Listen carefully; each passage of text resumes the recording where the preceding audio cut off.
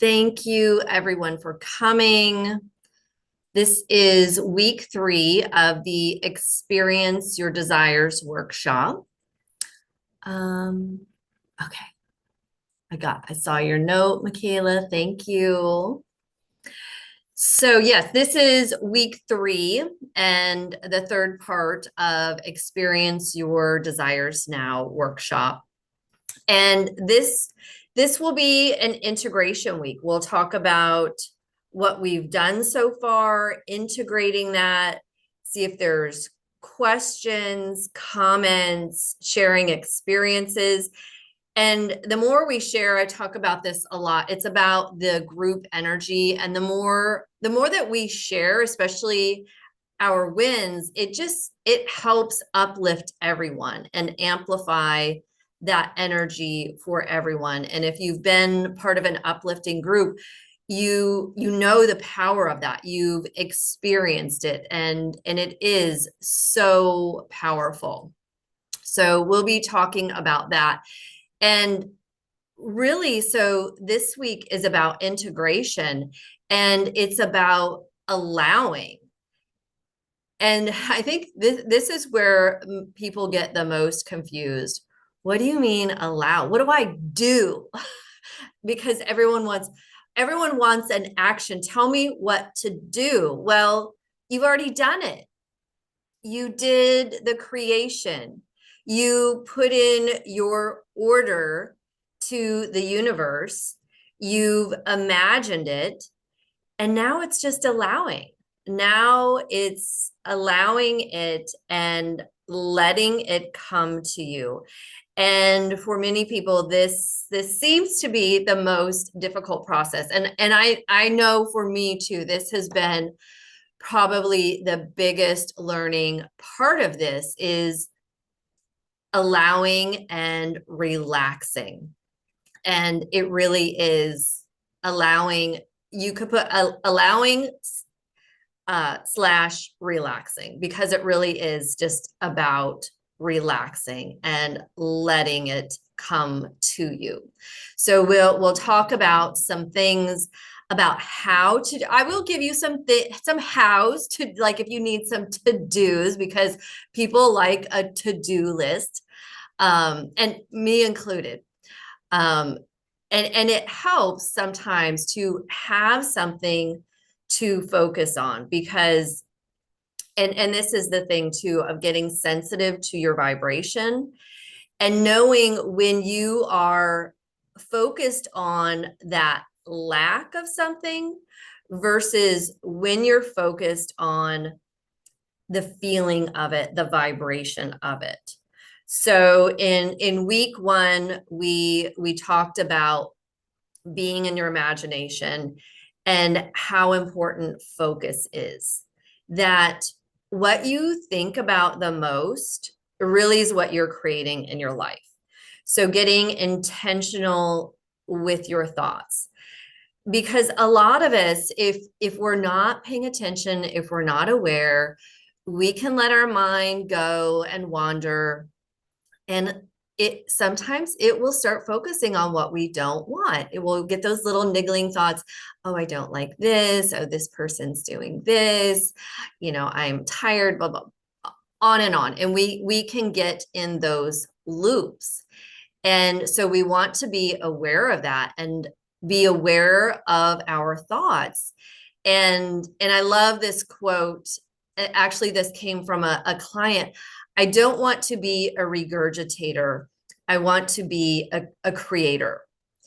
And that means not regurgitating those same thoughts over and over, but really being a conscious creator and focusing on what it is that you do want and spending time in your imagination. And I made the meditation for week 1. And one of the things I said is only do this when it feels good. Because if you're in a wobble or you're in the lower half of the emotional scale, it's not, you don't want to create from that energy. And you're probably focusing more on the lack of what it is that you want, then focusing on those positive feelings. So we also did a journaling exercise for 15 minutes, just writing out what it is that you want for no reason. You don't have to, please don't think about the how, because that's not your job. Just letting it flow, what it is that you imagine having and how that will feel, because it really is about the feeling of it and getting into that feeling.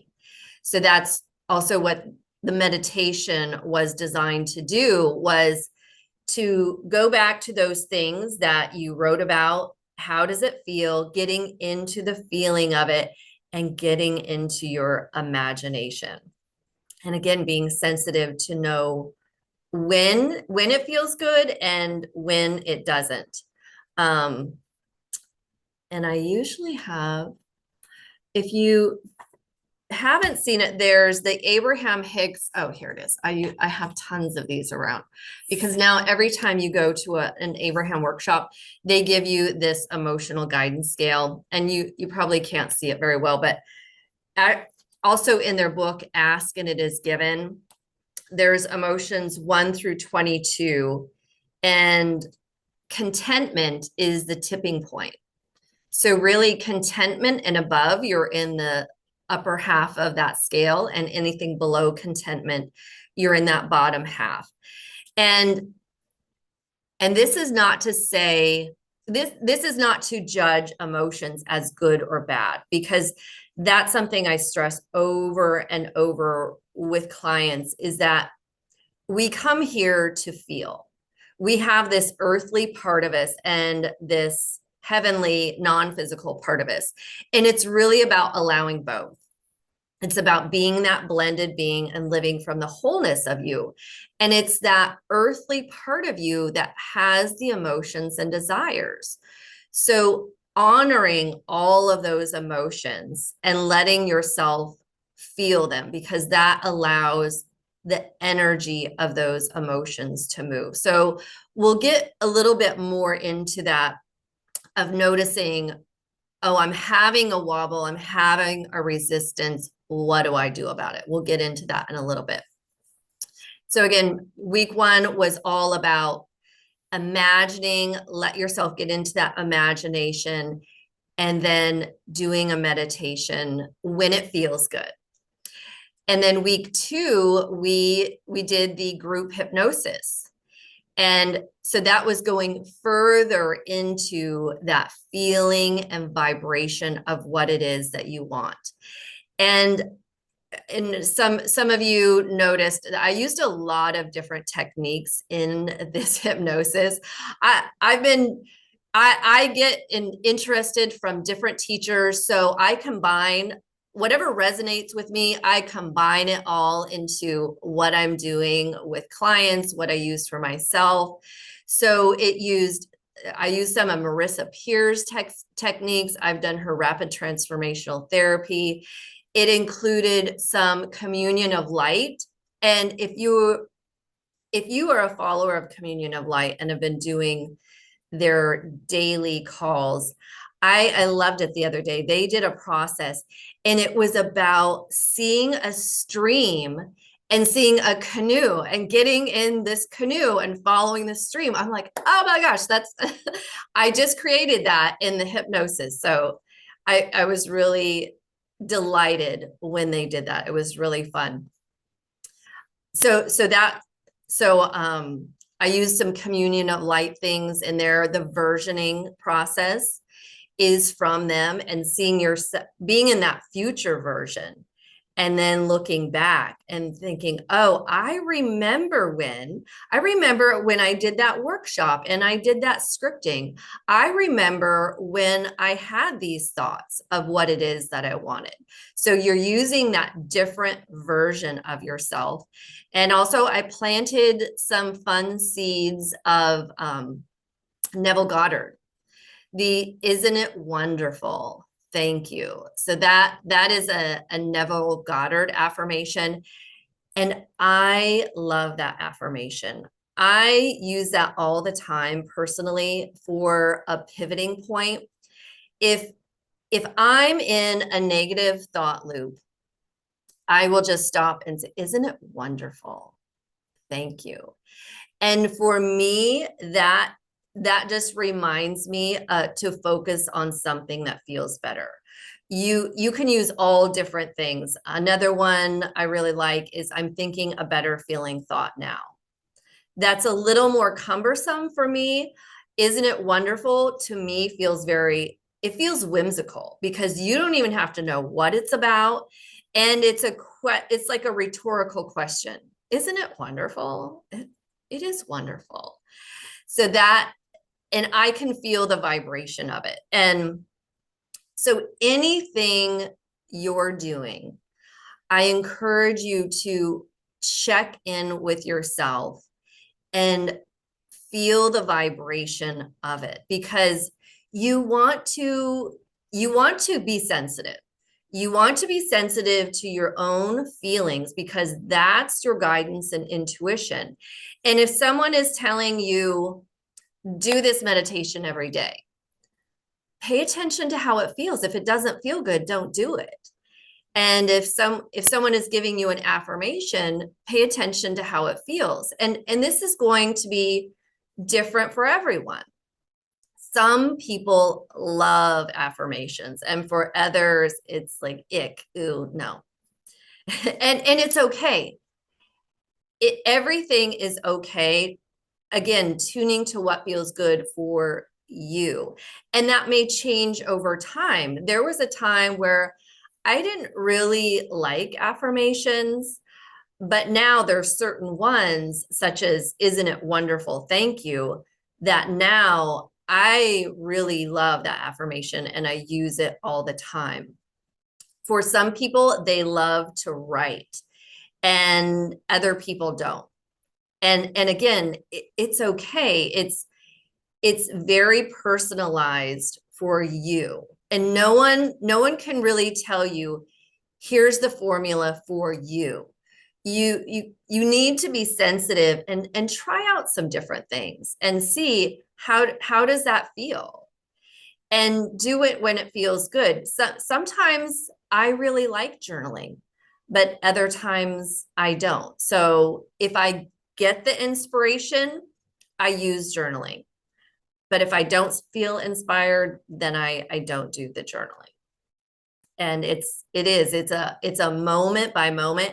And that's the thing too of stressing. Intuition is always in the moment. You can't pre-plan for intuition. Well, I think I'm going to feel this way tomorrow. It really is in the moment. How do I feel right now?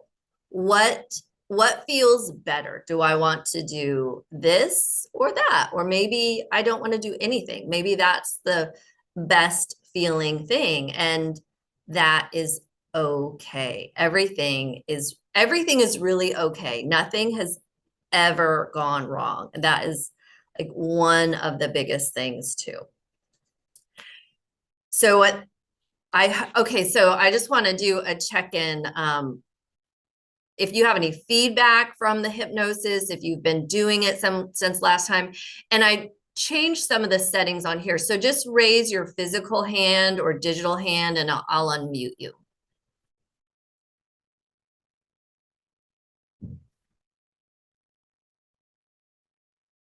Anyone? Sheila.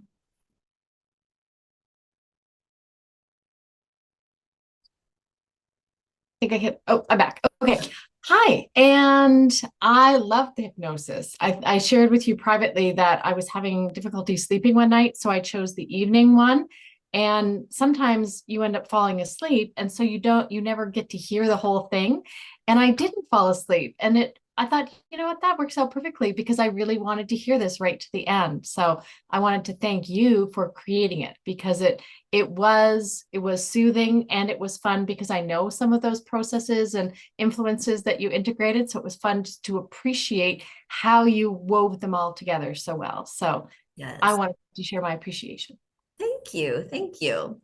And I love hypnosis. It's something I have in my toolbox, and I've stopped using it for a while and I brought it out again. And I love listening to hypnosis. It is so soothing. I really get in a deep state with hypnosis.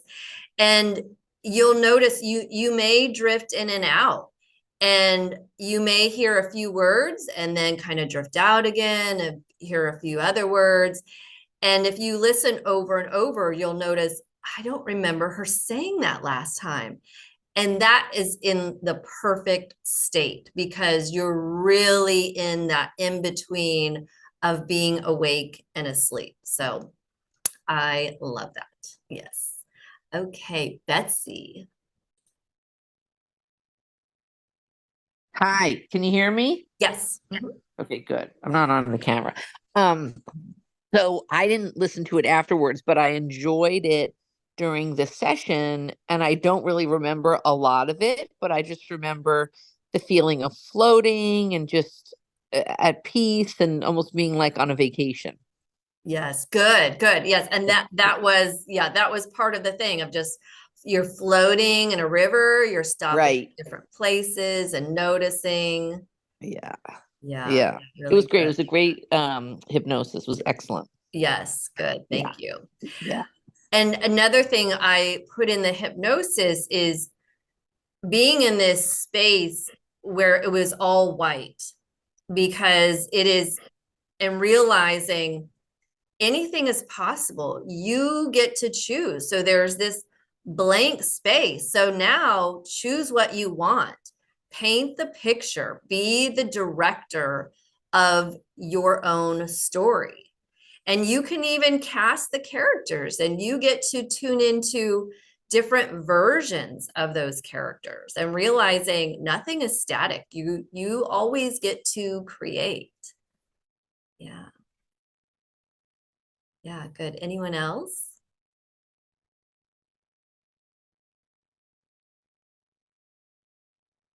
Okay.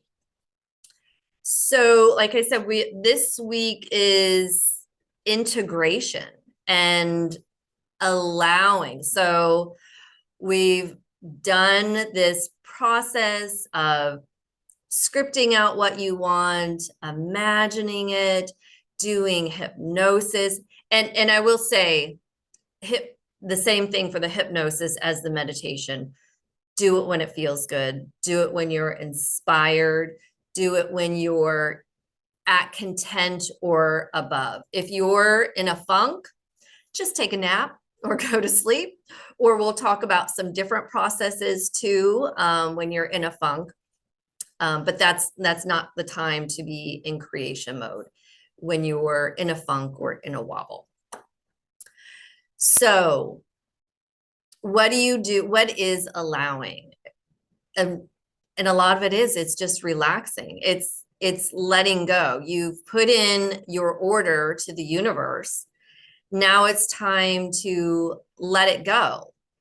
And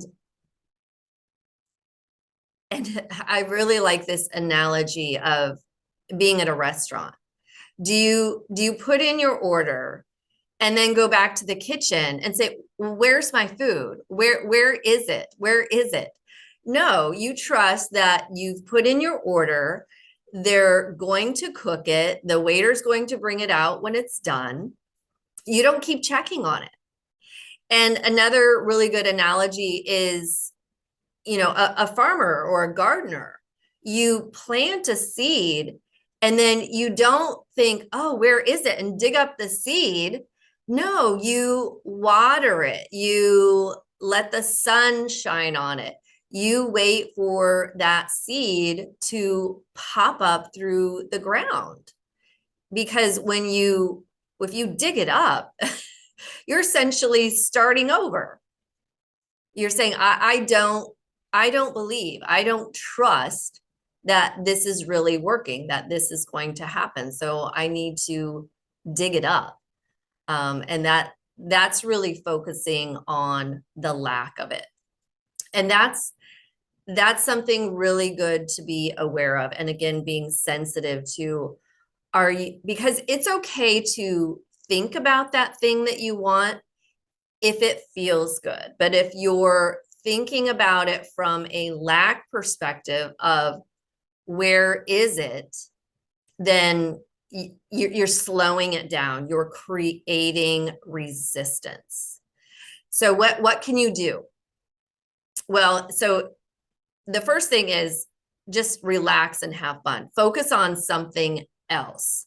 So the more things you can do to have fun and enjoy life, the better, because then you're not going to be focused on those things. And appreciation. So one of my favorite audios from Abraham Hicks also is the 4 things to do every day. So one is to meditate. And meditation is a great tool to calm your mind. Meditation will help you release resistance. Meditation will help you, it helps you in a way train your brain to focus so that your brain is not bouncing around all the time, that you are more aware of your thoughts. You're never going to stop your thoughts completely, but you become more aware of your thoughts, and you can become also that observer of, oh yeah, I do have that recurring thought that I had been looping. So now that I know that, I'm going to calm my mind and I'm going to focus on what it is that I do want. So meditation is a great tool. And so the guided meditation that we did that first week is more of like a creation thing. And that can be a really good thing to focus your mind. But if you're in a wobble and you need to relax and release resistance, you don't want to be creating in that moment. You want to be relaxing. And something that I posted about a while ago is yoga nidra. This is something I rediscovered a couple of months ago. Yoga nidra it's not really yoga. You're not moving. It's a meditation. And I found this woman on YouTube. She has a lovely voice. She has lots of different yoga nidras, different lengths, from 20 minutes to even 2 hours if you can't sleep. So Sheila, she's a good one. If you can't, after the hypnosis, if you're still awake, she has a 2-hour one that like drifts off into sleep. And it's working on the nervous system. And yoga nidras usually involve a body scan. So you get in a meditative state and you're taking your awareness and focus to different places in your body. It's wonderful for the nervous system. It also works like a meditation of calming your mind, retraining your mind, rewiring. It is a lovely, lovely process. So I really encourage yoga nidra for anyone.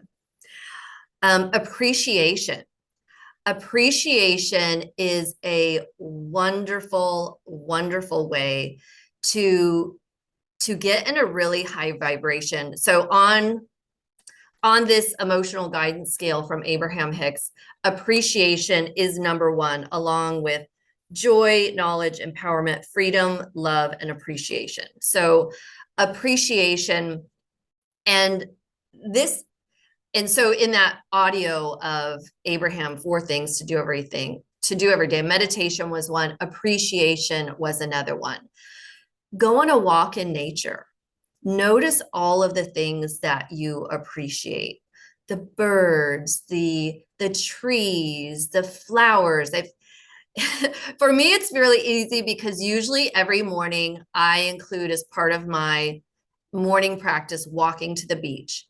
And it is so easy to find things to appreciate there. And I really feel it. And so if you're in an area with snow, maybe you can appreciate the snow of bundling up. And I did talk to a client the other day, and she found a wonderful way. She loves snow angels. So she said, okay, I'm going to go out in the snow and create snow angels. And you really can't make a snow angel without snow. So that's a good way to appreciate snow. And this can be a great tool also in relationships.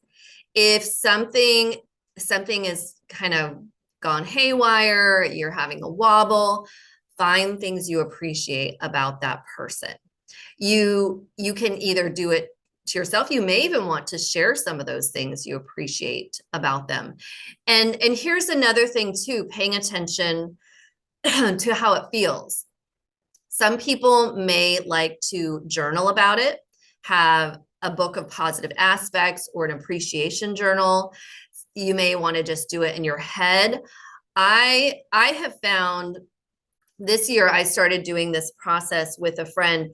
We leave each other voice memos throughout the day of appreciation, and we do our own little rampage of appreciation. She's actually in Pacific Coast time, so usually I leave her one in the morning. She's still sleeping, but it's okay. She can just listen to it whenever. And for me, I like speaking things because it's the vibration of the voice. I really feel like that helps amplify it for me even more. Some people really like writing. It helps them. And sometimes I will write out appreciation. So again, just paying attention to how it feels and letting things be in flow. It doesn't always have to be the same thing, same order, same time every day. Let your practices evolve. Let them change as you're changing. So that is something really good. Chilling out, relaxing. And again, so finding things that you enjoy. Something else that I found, rediscovered this year, is solitaire. In the past, I only played solitaire if I was on a plane and was, had time to kill. But a friend was talking about it and I thought, oh, I like solitaire. So I will do that sometimes. And it, again, it's a good thing of, it's just a light focus. It can almost be like a meditation where it's occupying your mind in this light way. So, and if you have other games that you like to play, or some people like to get on TikTok or Instagram Reels. I like to look at little puppy videos. I find myself laughing out loud at puppy videos. And laughter is an amazing way to relax, chill out. So if you have little clips of things that make you laugh, wonderful. Laughter is one of the highest vibrations. And I even started the last couple of days setting a timer for every hour. And so for 1 minute during every hour, I do something. I might close my eyes and breathe and just focus on the space in the center of my heart chakra and notice that brilliant light there as unconditional love. And I'll say to myself over and over, I am unconditional love. Or sometimes I say it out loud. Or I just start laughing for a minute. I don't have really anything to laugh at, but if you just make yourself laugh, it's kind of contagious and you feel the energy of it. It may sound silly, but it really does work. So that's another way. Finding things that you enjoy. I've also picked up pickleball lately. That I really enjoy pickleball. And it's something also you have to be in the moment, paying attention. So it's another good thing to get your mind off of things. Oh, I see. I see a comment from Steve. When your rear tire is on fire, the snow is a blessing. Yes, definitely is. It's a good way to appreciate snow. And hot chocolate, yes, from Sheila. And being light. being light as you can about your desires. The things that I find that manifest the quickest are the things that I'm light about. I have a thought about something, and then I even just forget about it. And then I realize, oh, yeah, I said I wanted that, and it showed up right away because I don't have this attachment to the outcome. I'm not sitting there thinking about it. I'm not focused on the lack. So it's just no resistance. Yeah, I asked and then it showed up right away. So noticing that when it happens, and that's a really good reassurance for you. Oh, this really does work. I can see when I did that, how quickly it came. And the other thing, making things fun and light and a game, making little games of, oh, wouldn't it be fun if this, or wouldn't it be wonderful if that? And start with really small, simple things. And then pay attention to how it shows up. And something else we talked about the last couple of times is driftwood. So the analogy of driftwood is when you're getting close to land, you start seeing driftwood. And so this is a terminology of noticing driftwood, that your manifestation is close. And this can be another fun game. So I posted an Abraham Hicks audio in the Facebook group. And this woman, actually, that I know, Sherilyn, she was the one talking about the Tesla. And she had wanted a Tesla. And so one of the games she played was noticing how many Teslas she would see. And so she talked about, and on this one day, she was on her way to an Abraham Hicks workshop with a friend. And I think they saw 30 Teslas. And so she was excited and thinking, I'm in the receiving mode, and really being an appreciation and celebrating that. So the more you can do that, being an appreciation and celebrating, you're amplifying that vibration. You're getting and the receiving, and you're saying, yes, yes, please, more of this. So it's like you're sending out that signal to the universe. Yes, I love this. Send me more, send me more, send me more. And noticing it is the same thing when you see something and you're complaining about it, because then your focus on it is bringing you more of it. And it's saying, okay, universe, I'm focusing on this thing. And so it just keeps happening, and you're focused. And when you keep focused on something, you're in the vibration of it not changing.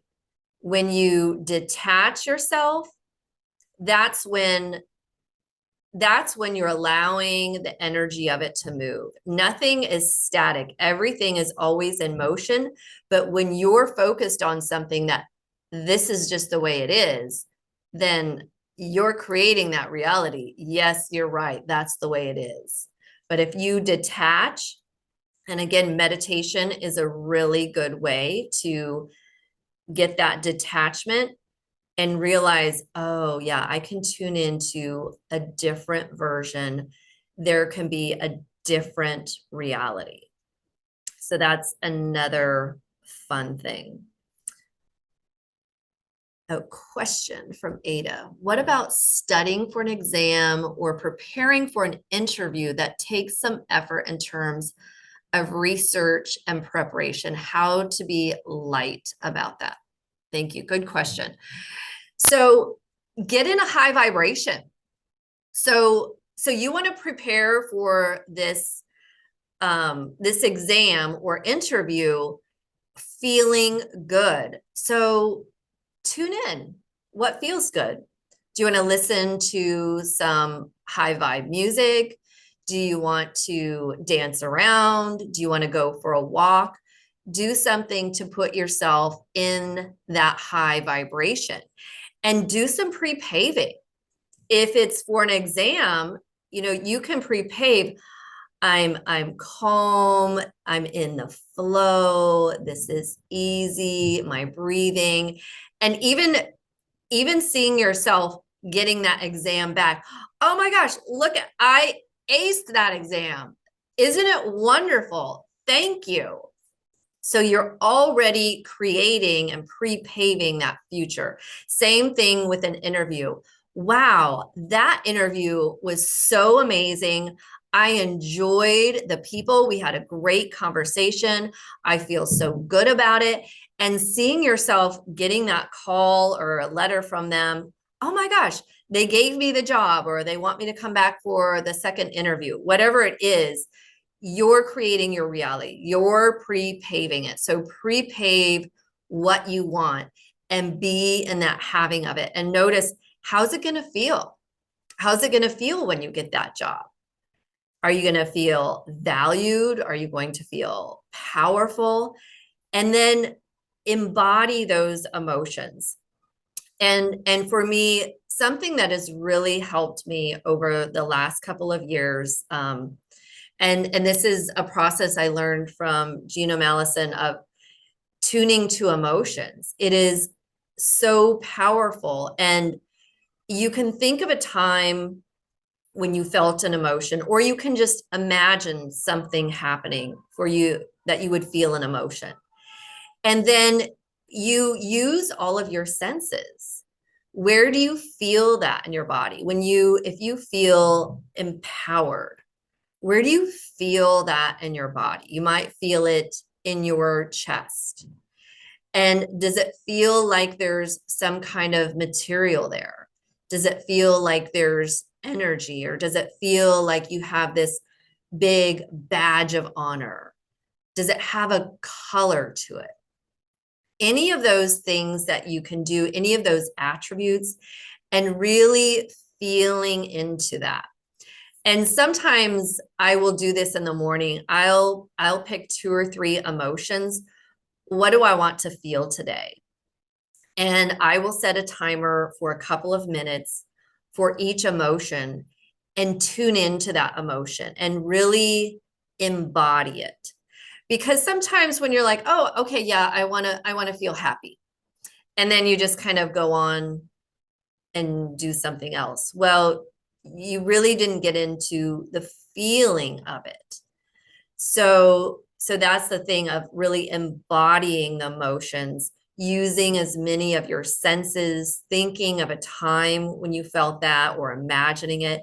Your imagination is so powerful. And that's something else with the hypnosis and with some of these other processes of, the meditation, embodying emotions. It's like you're flexing your imagination muscle. If you're someone that's very analytical, very logical, and in your head, you may not have been flexing that imagination muscle. And I know this for me. I've been a CPA, and I was in corporate accounting, very analytical, very logical, and that was the part of my brain I was in for a lot of my life, and really didn't have a lot of things where I used imagination. So it took me a while to get back into that. And so the more time that you spend there, it's like you're opening up those neural pathways. You're opening up your mind for all of those possibilities. You're opening it up for expansion. And that can be a really fun and delightful thing, and so powerful. So that, and then on allowing is the trust. And we talked about this with the analogy of the restaurant, your food's coming, of the analogy of the plant. You planted the seed, don't dig it up. So there's the trusting. And again, playing those little games, noticing, oh, I know I've done this before. I know this process works. I know I'm always creating. There's nothing more for me to do. And one of the biggest things too is, so there is this aspect of heaven and earth. And so when I do sessions with clients, I like to include the inner child, as I mentioned, has that emotional part of you and the desires and preferences, and your inner being, that non-physical part of you, that infinite intelligence that you have access to. And you might refer to that as source, universe, God, spirit, whatever it is for you, that you don't have to figure out the how. That's not your job. It's letting go of the how, because your inner being, let the universe surprise and delight you, because there are infinite possibilities and ways for your desires to come to you. When you are focused on the how of something, you are slowing things down and you're getting into that resistance. So noticing when you're starting to think, but how is this going to happen? That's getting into the resistance of it. Let go of the how. You don't need to know how. And it may be that during a meditation or after meditation or sometime when you're just having fun, you may get an inspiration. And it's not because you were sitting there thinking about it and analyzing something. It's because you let go, you relaxed, you're in that receiving mode, and bam, it's like it drops in. And then whatever it is, it may be an action to take. So then take that inspired action. But don't be stuck in the how. Don't be trying to figure out how. Okay. So I'm going to pause here and see if anyone has any questions or comments, stories they want to share.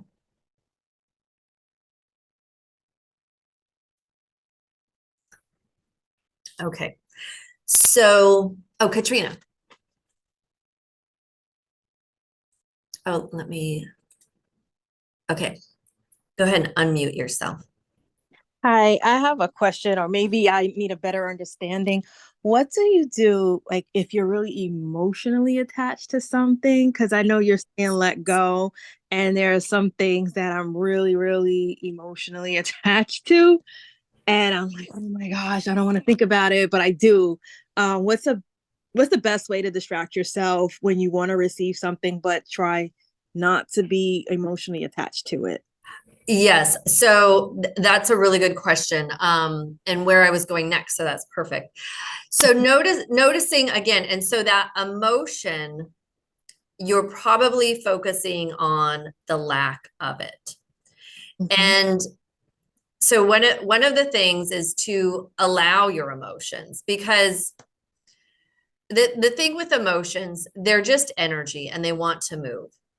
Mm-hmm. And this again is being sensitive and knowing where you are, because sometimes if it's light, you can just pivot and refocus. Like I mentioned, that phrase that I use, isn't it wonderful? Thank you. That will help me pivot and refocus. And actually, I had a string of probably 2 or 3 days in the last week where I just was kind of in this little funk. Nothing had really gone wrong, but I just noticed I was in this funk. And so I had been pivoting on, isn't it wonderful? Isn't it wonderful? And then one morning I woke up really early at 4:30 a.m. and I wasn't very happy about waking up that early. I shifted a lot of things now about my sleep, but it was irritating me. And so I knew, okay, this is building up enough where I need to release this energy and just feel this. It's not, I didn't get up at 4:30 in the morning to do it, but as part of my morning practice, I thought, okay, I'm going to sit down and get out a piece of paper.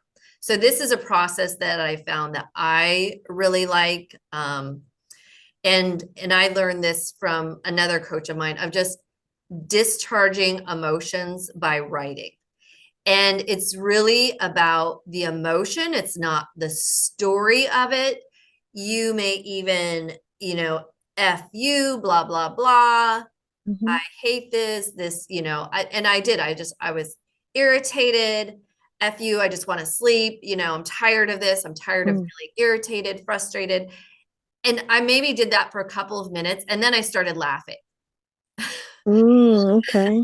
And so the point of it is because some people get freaked out like, no, Abraham says not to go there.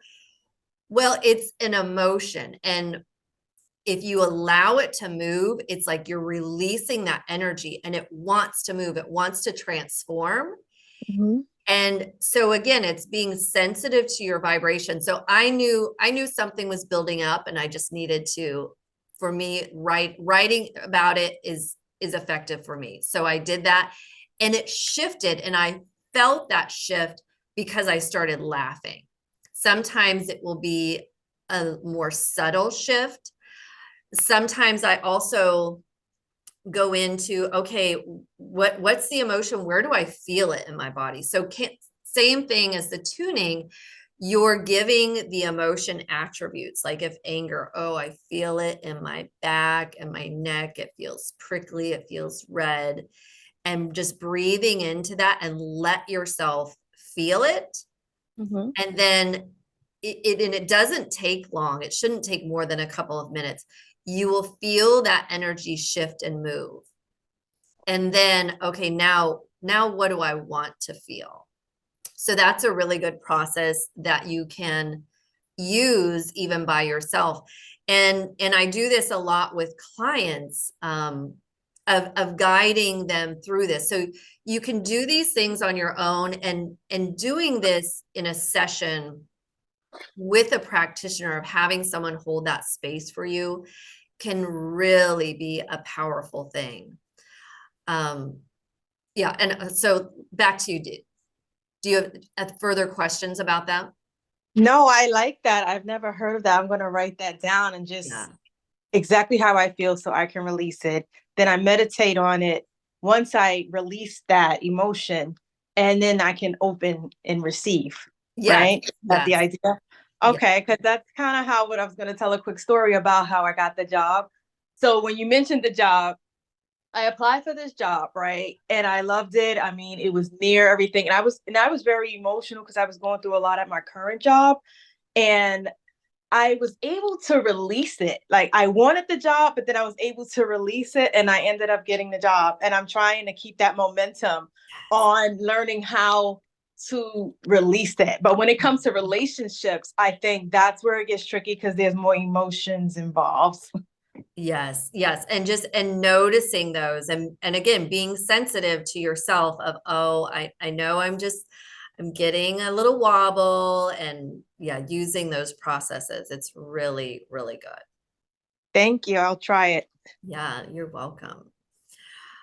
And yes, so on that too, releasing resistance, you will notice as you release resistance. So I talk about this with clients too, of when you're in a wobble, and a lot of these are Abraham terms. If you listen a lot to Abraham Hicks, you'll be familiar with these terms. But if you're not, a wobble is just, it's just you're being triggered. You're feeling a negative emotion. And so that wobble is in the inner child, that earthly part of you that has the emotions. And your inner being is up here in unconditional love. And it really doesn't waver. It's just an unconditional love all of the time. And so it doesn't see as anything has gone wrong. We're the earthly ones like, this shouldn't be this way. It shouldn't be that. And creating the resistance.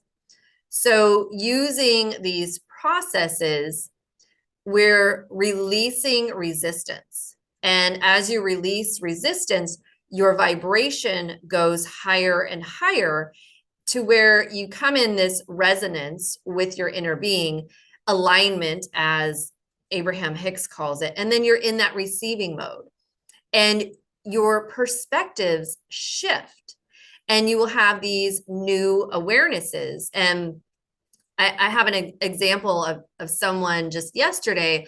I walked through this process with them, and when they came to the session, they were feeling worry and doubt and fear. And we went through the process, and she ended up at calm and serene and feeling joy. And then even having that shift in perspective of, oh, all is well. Everything really is okay. And she wasn't just saying it, she was feeling it and having that. Okay. All right. So we are back on with the recording. So as I was saying, I was walking through this process with someone just yesterday, and she got to the point of embodying those emotions of calm, serene, and joy, and then having that knowing all is well, everything really is okay, and having that alignment again. And so every time you do that, you're coming into that alignment. And this is the work that I do with clients. And in between, that old momentum may come back in. You know, we have these patterns of thought, and over time we are changing them. And it can happen very quickly as we're open to it. But it is over time. And for me, I know that I feel so different now than I did 2 years ago, a year ago, 6 months ago, 3 months ago, even a month ago, a week ago. So it builds on itself as your vibration goes higher and higher. That energy moves faster and faster, and you will notice it in different ways. And for everyone, it's a little bit different. Again, just paying attention to how you feel. I notice it. I've noticed this in my thoughts. And in the last couple of weeks, I've even noticed I used to wake up, and this has been a while now, but I used to wake up, and again, my mind is that analytical problem solving mind. I was so used to, from my corporate days, of problem solving. And so my mind was always looking for a problem to solve. So when I would wake up in the morning, there'd be this little bit of pause, and then I could feel my mind kick in. What problem am I going to focus on today? It's like my mind wants something to chew on in the morning. And I've noticed, oh, my mind doesn't do that anymore. I wake up feeling relaxed, and it just doesn't go there. And even I've noticed old thought patterns that used to show up, like, oh, I haven't thought about that thing in a long time. And this is about being in that flow of energy. And when you're in that flow, the momentum is carrying you forward, and you can relax. You can even let go of the oars. You can use an oar to kind of steer yourself, but you don't even need it anymore because you're in the flow of energy. You're allowing it to carry you forward. And it's also bringing you better feeling thoughts. You'll notice good feeling thoughts even dropping in of, isn't it wonderful? That will just appear out of nowhere. Or, oh, millions of dollars are coming to me. Or, I'm amazing, or whatever it is. And it's not so much that you're reaching for those thoughts, but you're receiving them. they are coming to you because you're in the flow, you're in that ease. And when you're in that ease too, is when it's easier to let go and realize, oh, I don't need to do anything. I've already put in my order. I've spent my time and imagining about it. I'm gonna let go and just relax. And when you get to that space, it's much, much easier. And I'm not saying it will never pop up again or you won't have a wobble. There will always be more. There will always be contrast because we also came for the contrast. Abraham likes to talk, if there's no contrast, you'd be dead. Because at that point, you'd just be like, okay, I'm ready to croak and transition, because then it would be boring. And we came here to be creators and get our hands in the clay and do the molding. And that's the fun part, and letting it be fun. So when you can even see that contrast is for you, it's always helping you. That's also what's called a step 5 moment of pivoting and realizing, oh, isn't that interesting? I wanted this, but this showed up. Okay, now what? And you may have some negative emotion about it. And again, it's okay to feel that, because that's the thing too. Don't just pass over emotions. If there's really the emotion there, just let yourself feel it. And the more that you do that, the quicker it will move. And the more you become even more sensitive, which is a good thing, because then you realize, oh, I've been having this feeling and I've just been ignoring it. I've been placing a happy face sticker on it, or I've just made myself so busy that I've been ignoring it. And this happens for a lot of people over time, of ignoring emotions.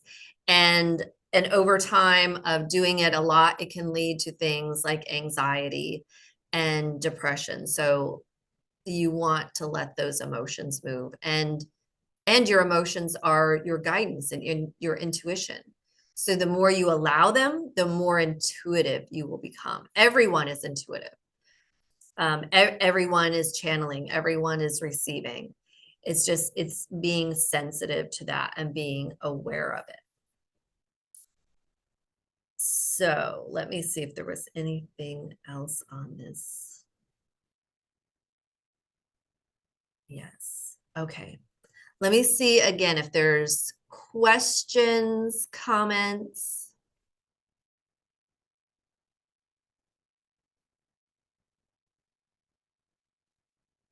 Examples. I have a fun example too. I had this trip planned with someone that I was dating. This was at the beginning of COVID, the end of 2020. And we were supposed to go on this private catamaran trip to the Virgin Islands, just the two of us. And right before we went, he got COVID, and he didn't have any symptoms, but at that time you had to get tested, and he tested positive, so we couldn't go. And this trip, so if you're familiar with Dr. Joe, he used to do these retreats and where you would do this mind movie. And so in your mind movie, you include affirmations and music and pictures. It's like a moving picture board of what it is that you want. And my mind movie, I had a picture of a catamaran in the Virgin Islands. So the trip was my idea. He had booked it. It was paid for. We couldn't go. And then he broke up with me. And so I was so upset. So fast forward, this was when I lived in Charlotte.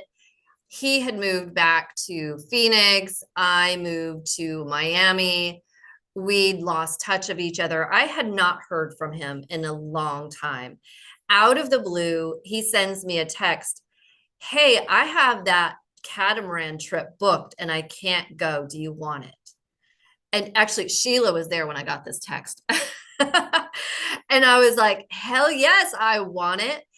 And it was something I had such a big desire over, but I had serious wobble over it. And when the resistance released enough, it was like, bam, it came out of nowhere. I had not thought about that in over a year. I thought, okay, he's taken it with someone else, da, da, da, I was like, I'm over it. It's just not a thing anymore. And then it came out of the blue when I wasn't thinking about it and some things had happened of releasing resistance, and it felt like magic. It really did. I was floored. I was like, Sheila, look at this text. I can't believe this. And it was amazing. So it was like a free week-long catamaran trip in the Virgin Islands. It was amazing. And so remembering those things too, and appreciating them, and remembering that vibration, and reminding yourself, oh, that came in when I stopped thinking about it, when I released resistance, and bam, it came in. The same thing when I found my apartment here in Miami. I was getting feedback from realtors. You need to do this, you need to that, like all these things I needed to do, and you need to jump on it. The market's so hot, you're going to have to overbid on prices. And I just was like, no, I am not doing this. This is not the energy I want to be in. And I had a session with someone to release resistance on it. A realtor called me during the session and said, hey, I have this apartment. I have all of these applications, but I just got yours and it looks really good. So if you want to see it, I'm going to hold it and not show it to anyone else. And I was like, yes, I'll be there tonight. It was the only apartment I looked at, signed the lease that night. There were all of these synchronicities about the apartment, but it just was like, bam. And there's so many examples of releasing resistance, and then things just shift, because it's like, when you have that resistance, it's like this pushing energy and things can't move. And when you release the resistance, it's just like whoosh, things just move. And you'll notice things just start to happen, and they can happen very, very quickly. And that's when things get really fun and exciting. Yeah. Yeah. So who has, I know you guys have some stories, some fun manifestations, or questions too.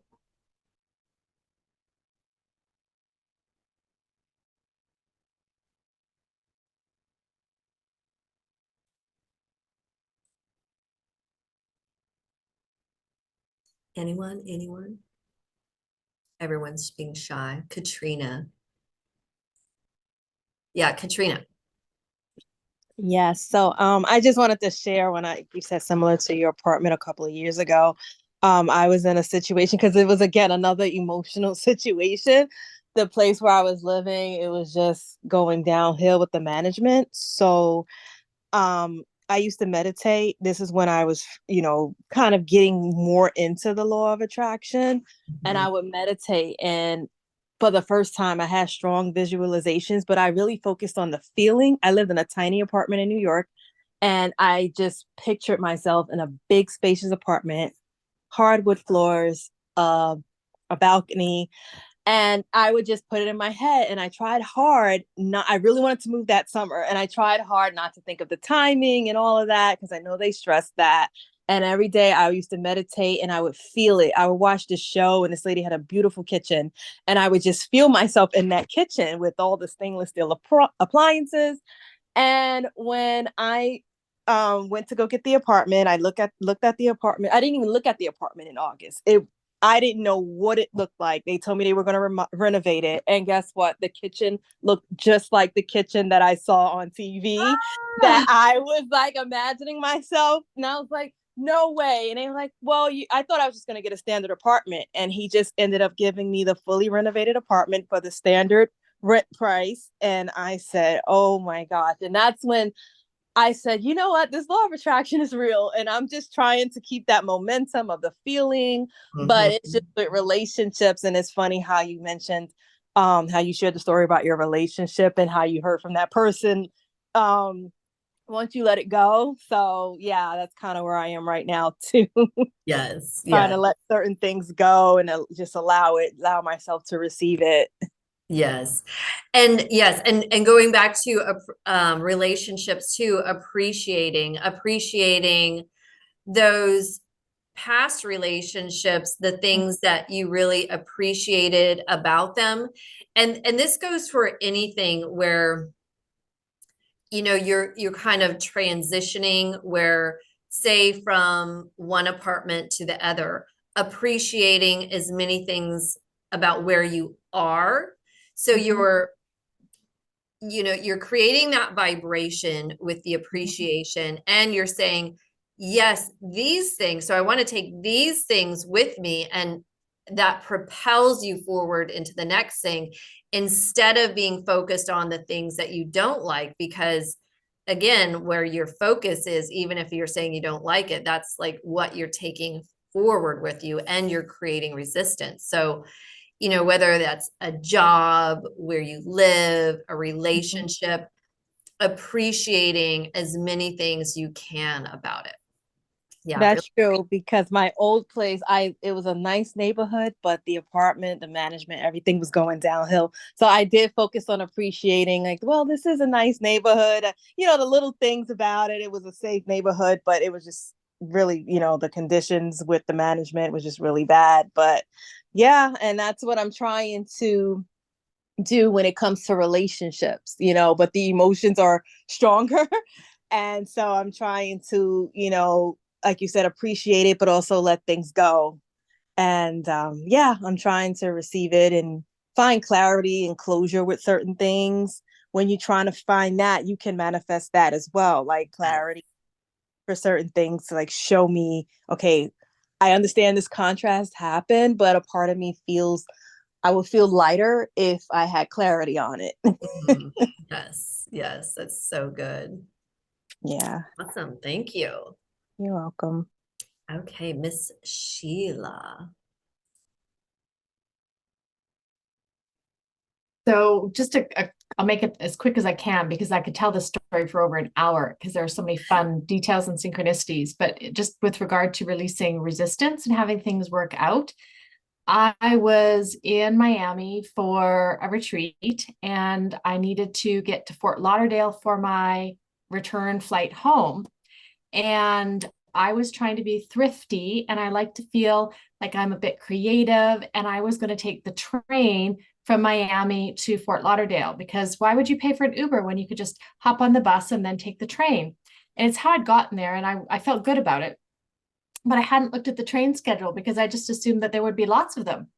And I was running late. And so by the time I got to the train station, it had left, and the next one wasn't going to be for over an hour. And then it was still going to be an hour to get there. And that meant I was going to miss my flight. And so I got very stressed out about that, because I was feeling like I didn't have a lot of money. That's why I hadn't taken the Uber. And so to rebook a same-day flight was going to be hundreds of dollars at least, because I was flying all the way to the west coast of Canada. So I was in a bit of a tizzy through obviously I waited for the train, because I asked the guy, should I just get in an Uber? And he's like, at this point, it's going to probably take you about the same amount of time, because there's an accident, traffic, whatever. I thought, okay, I'm just going to take the train, because once I'm on, I know I'm on. And they had Wi-Fi available. And as I was soothing myself taking the train ride, I started getting notifications about flight delays. So because I was connected to Wi-Fi, I was able to get those messages, which I wouldn't have otherwise, because I didn't have data with my Canadian phone plan. And as I'm getting closer and closer, I'm thinking I might make it. This is exciting, but I was still very attached to that. And this was at a time when you still did need to have your travel test. And I got all twirled up about getting the test done, and I didn't have it done early. And I thought, no problem, I'll get it at the airport. But I didn't have data on my phone, and the only way you could register to get the test done was with a QR code. So you had to have access to internet. And my phone wouldn't log into the airport Wi-Fi, even though I had just been there a week before with no problems. So it was kind of like one thing after the other. As I kept getting twirled up, it was like, okay, here's another roadblock. And so I kept soothing myself. At this point, I'm sure that I've missed the flight, but they do keep sending me notices that the flight continues to be delayed. So I just keep soothing until I got to the point where I realized, whatever. If I miss it, I miss it. If I can't get a flight today, I know people, I can go stay with them. This really is no big deal. I do not need to be upset about this. There is nothing that's gone wrong. I'm safe. All is well. Let's just see what happens. Let's just keep going. And it came right down to the wire of they walked me and a lot of other people straight through, past all of security, past everything, to board the plane, because everything had been delayed just enough that it worked out exactly. So we just walked right onto the plane, sat down, and took off. So at the end of the day, that was much more enjoyable than standing in long lines waiting for different things. Yes. And it all worked perfectly. Yes. Yeah, it did. Yes. Yes. It was a great lesson for me of let go of control, know that it can all work out. There's nothing I need to do. If I'd missed it, I missed it. Maybe that was, a wonderful adventure waiting for me. But as it turns out, I didn't need to find out because I arrived just as I was supposed to. Yes. Yeah. And having those things to soothe yourself, like all is well. It's really not the end of the world. Everything will work out. Even if you had to like come back to Miami or stay in Fort Lauderdale. Yeah. That's really, really good. Awesome. Yes, Scott. Oh, you need to unmute yourself. There we go. Okay. I'll try to make it a short story. It's kind of more of a random act of kindness in a way. It was years ago. I was going to a ritual. I had to bring a couple candle snuffers with me. Oh no, one candle snuffer with me. But for some reason, I had a few of them. I brought two, and I didn't know why. I was like, why am I taking this? Why am I, I just said, just take it. Just take two of them for the hell of it. Well, I bring it there. There's a friend who shows up to this, and he says, that's a really nice candle snuffer. So which one? He goes, oh, the one that's mostly brass. So I was like, oh. I said, well, it's yours. And he goes, what? I said, I had no idea why I needed to bring two of them. And he goes, you don't mind? I said, no, not at all. I said, that's why I must have thought I had to bring it, because someone probably wanted it or something of that nature. And so I didn't take it as any loss, anything like that. I was glad to help out a friend and everything like that. And I kind of just let it go and didn't think about it for about a week or so. I ended up in some thrift store. I think it was the Salvation Army. And I'm just looking at the shelves, looking around. And then one of the ladies who works there comes out with the shopping cart thing or whatever and starts putting things on shelves and puts something right in front of me, a candle snuffer. And it was the most ornate looking candle snuffer. It was like these olive leaf things. It was all pewter. It was absolutely gorgeous. It's such a conversation piece. I've never seen anything ever like before. Had a price tag of like $3. I was like, you gotta be kidding, And I still have it, of course. And it was such a weird thing, because then I thought about it. It was like, oh crud. It came back to me. Yes. Not the same one, of course. But even better. Yes, even better. So yes. it was like, I guess you'd maybe call it a threefold effect or whatever. Threefold yes. law. So, it was a really kind of a really like, ooh, makes me tingle type of thing moment. Mhm. So, Yeah. And listening to your intuition, like you were in that receiving mode of, and not questioning, well, this doesn't make any sense.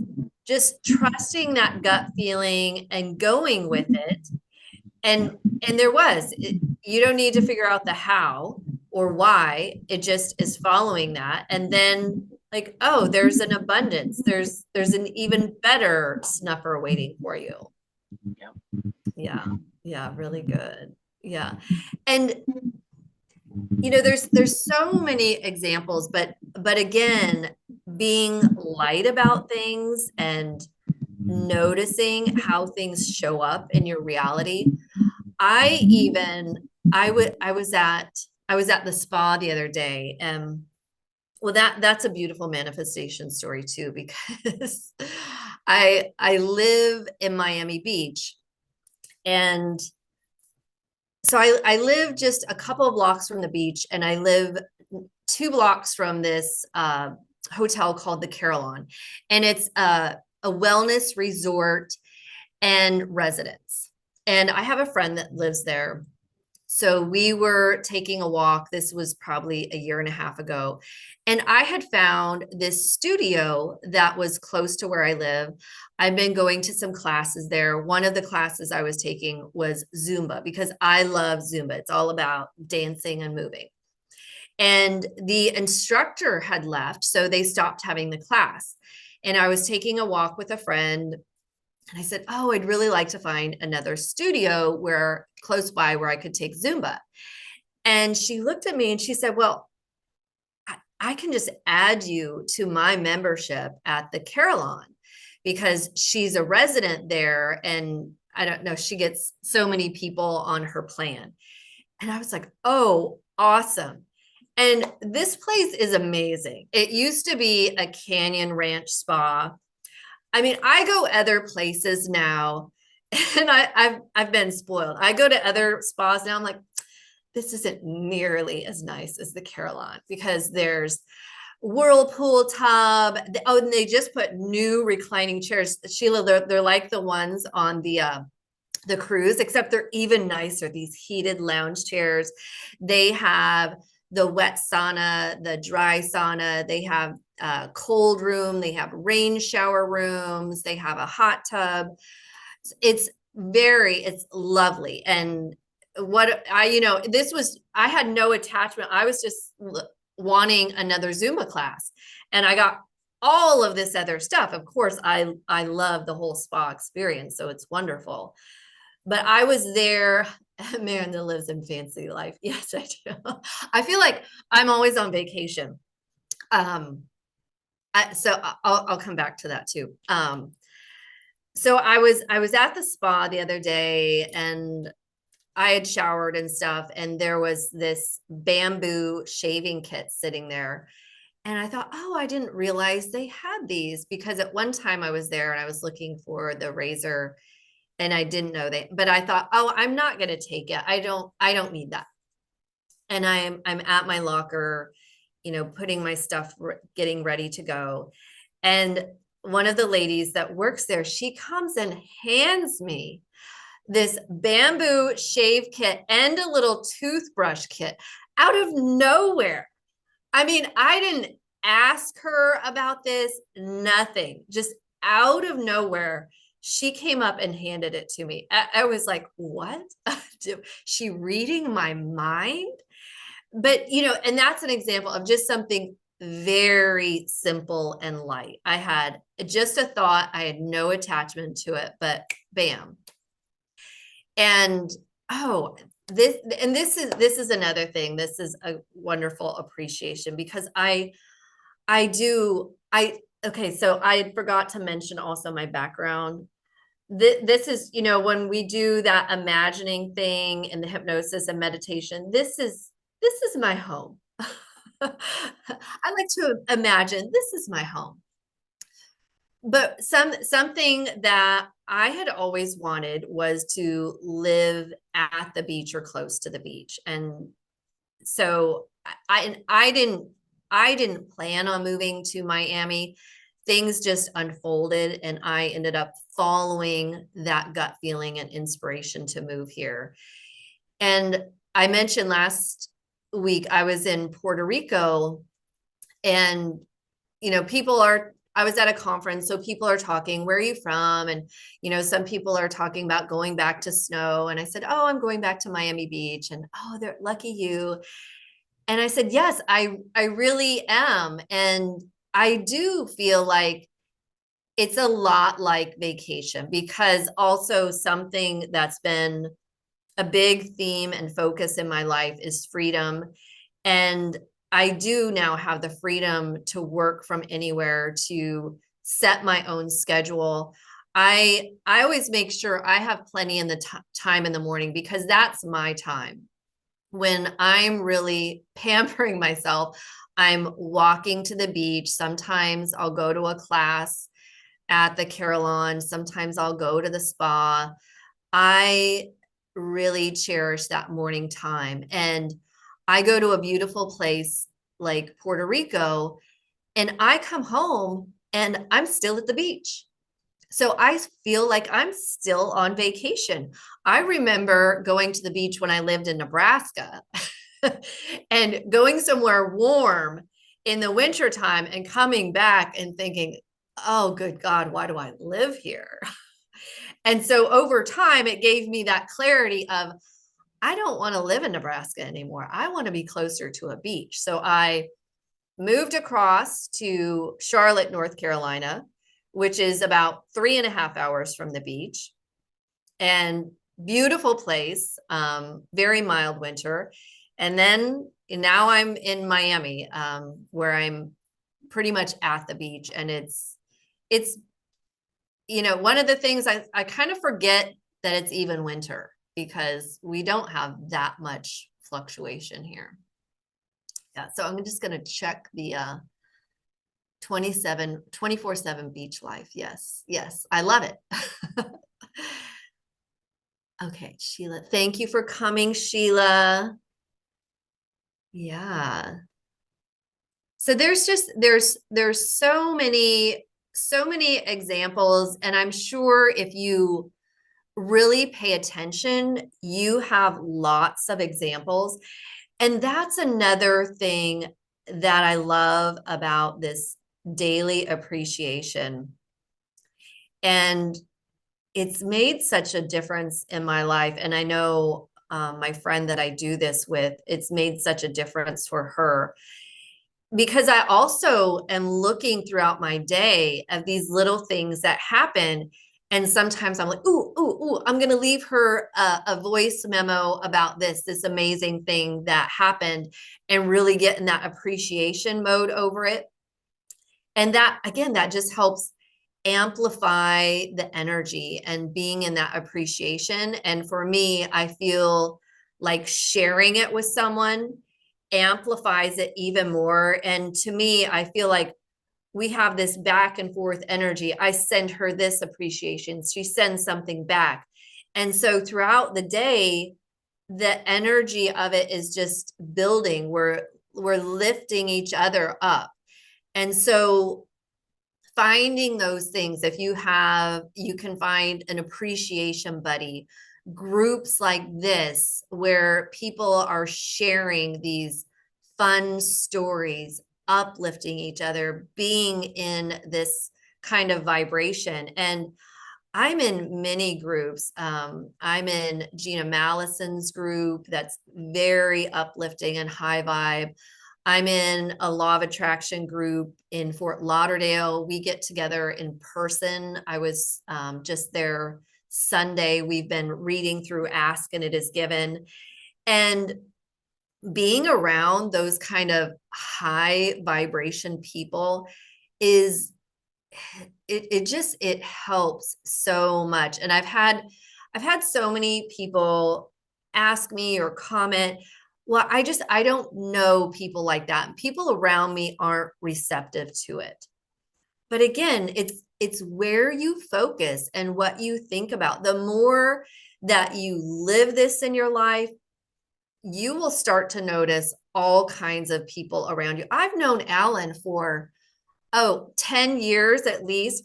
And I would have never guessed that he's open to this, but here he is. And, other friends from Charlotte. I have friends from my hometown in Nelson, Nebraska, where, I thought for a while, I don't want people might think I'm weird.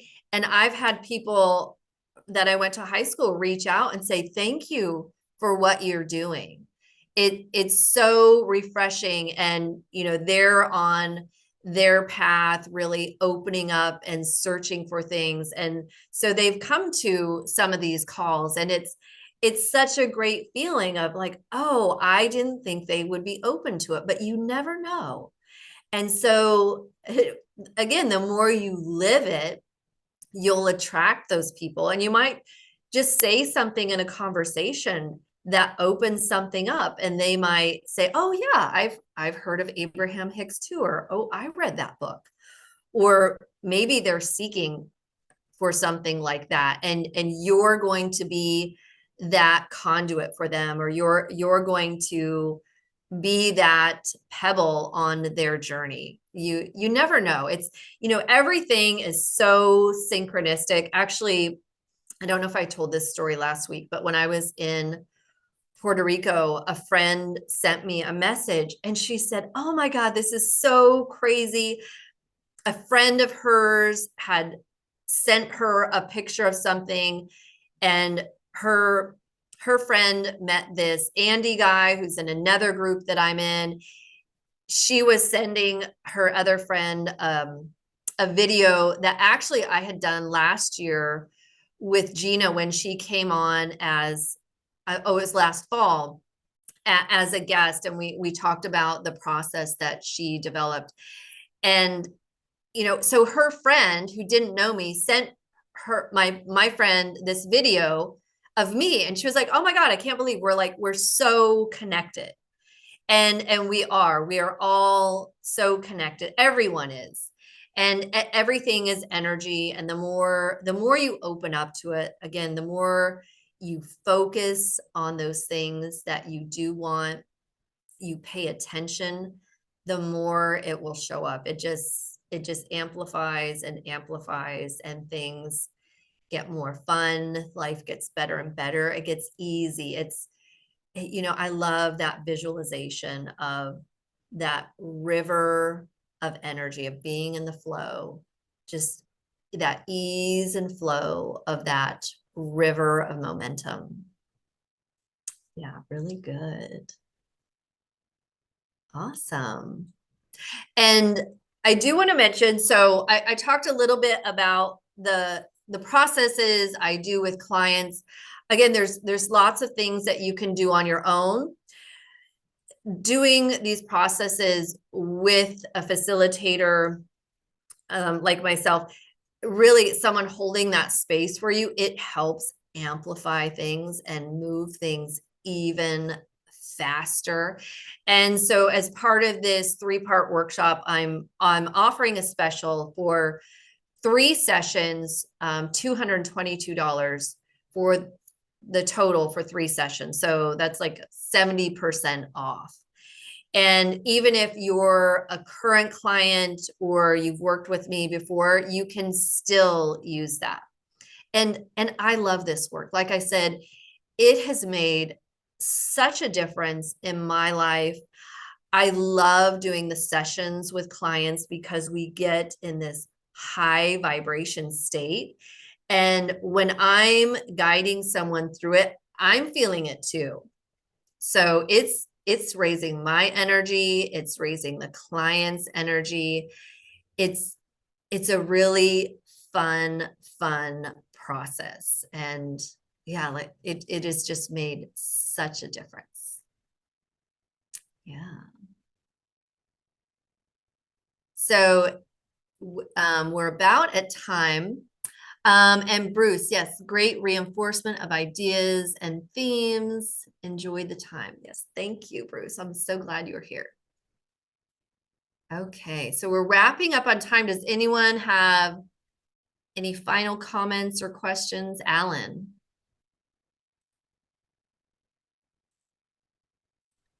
I tell you what, this what you said, I just want to make one final comment, real quick. The reason we're on this Zoom call, right, is to kind of excel what we're doing, or push what we're doing, or continue that there's other like-minded people out here. There's a way to look at the universe.